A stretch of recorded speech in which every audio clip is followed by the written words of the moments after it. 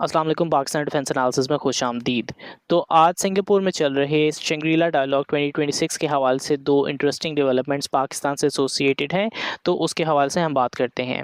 इसमें सबसे पहली तो इंटरेस्टिंगली हमने पहली बार पाकिस्तान की आर्म्ड रॉकेट फोर्स कमांड के हवाले से इतनी प्रोमिनेंट रिप्रेजेंटेशन देखी है, और पाकिस्तान ने अपनी आर्मी रॉकेट फोर्स कमांड के कमांडर को पहली बार इस लेवल के इंटरनेशनल फोरम पे भेजा है।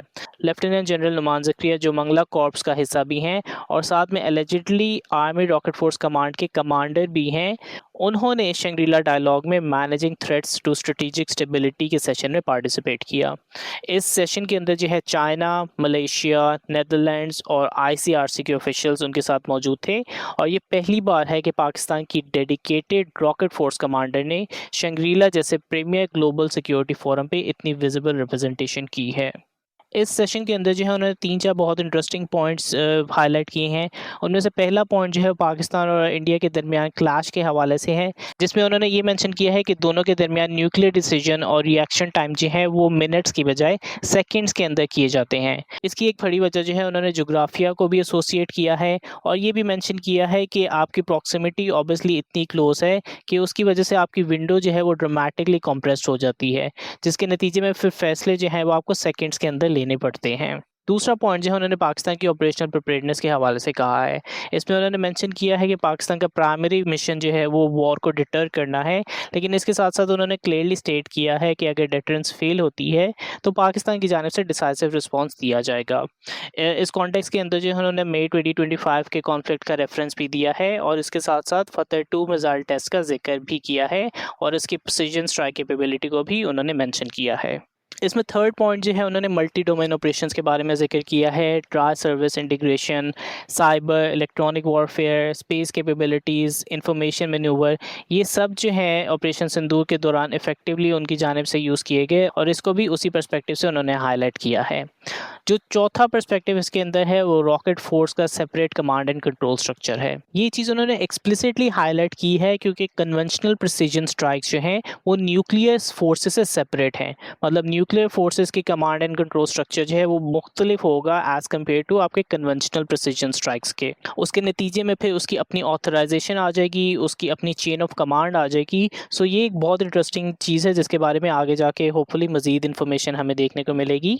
लेकिन ये जो है पाकिस्तान के एक तरह से डिलिबरेट एस्केलेशन मैनेजमेंट या एस्केलेशन के जो पिरामिड्स होते हैं उसके हवाले से इंफॉर्मेशन है कि इससे वो क्लियरली ये मेंशन करना चाह रहे हैं कि कन्वेंशनल और न्यूक्लियर डिटरेंस जो है वो कम्प्लीटली डिफरेंट है, और उनकी अलहदा से कमांड एंड चेन प्रोग्राम्स मौजूद हैं। तो ये तमाम चीज़ें जो है लेफ्टिनेंट जनरल नुमान ज़करिया की जानिब से मेंशन की गई थी। आई रिपीट अगेन कि इनकी पार्टिसिपेशन इटसेल्फ एक सिग्नल है। पाकिस्तान का इतना कॉन्फिडेंस होना अपनी रॉकेट फोर्स मॉडर्नाइजेशन के बारे में कि आप उसके कमांडर को ग्लोबल स्टेज पे भेज रहे हैं, ये एक तरह से आपकी कन्वेंशनल प्रिसीजन कैपेबिलिटी को बहुत स्ट्रॉन्ग तरीके से हाईलाइट करता है। अब इसमें दूसरी चीज़ जो कि शंग्रीला डायलॉग के अंदर डिस्कस की गई थी पाकिस्तान के हवाले से, तो इंटरेस्टिंगली एक पाकिस्तानी जर्नलिस्ट तंजीला खलील ने जो है US secretary of defence Peter Hegseth को डायरेक्टली पूछा था कि इंडिया की जानिब से जो है अग्नि 6 आईसीबीएम के टेस्ट किए जा रहे हैं, जिसकी रेंज जो है तकरीबन 10 से 12,000 किलोमीटर के करीब एस्टिमेट की जा रही है। अब इसका जवाब जो है पीटर हेक्सेथ की जानिब से बहुत इंटरेस्टिंग दिया गया है, क्योंकि उन्होंने दोनों पाकिस्तान को और इंडिया को, इन दोनों ममालिक को यूएस के लिए डायरेक्ट मिसाइल थ्रेट लेबल करने से इनकार कर दिया है। उन्होंने कहा है कि वाशिंगटन की जानिब से किसी एक मुल्क पे जो है फिंगर नहीं उठाई जाएगी, और दोनों की रीजनल स्टेबिलिटी में रोल की उन्होंने अप्रिसिएशन की है। अब इंटरेस्टिंगली आज से कुछ महीने पहले अराउंड मार्च 2026 के अंदर जो है यूएस की director of national intelligence Tulsi Gabbard ने अपनी एनुअल थ्रेट असेसमेंट में पाकिस्तान को, चाइना को, रशिया को, नॉर्थ कोरिया को और ईरान को, इन तमाम को एक ही ग्रुप के अंदर ऐड किया था, और उनके हवाले से मेंशन किया था कि इन सब की जानिब से long range ballistic missile develop किए जा रहे हैं,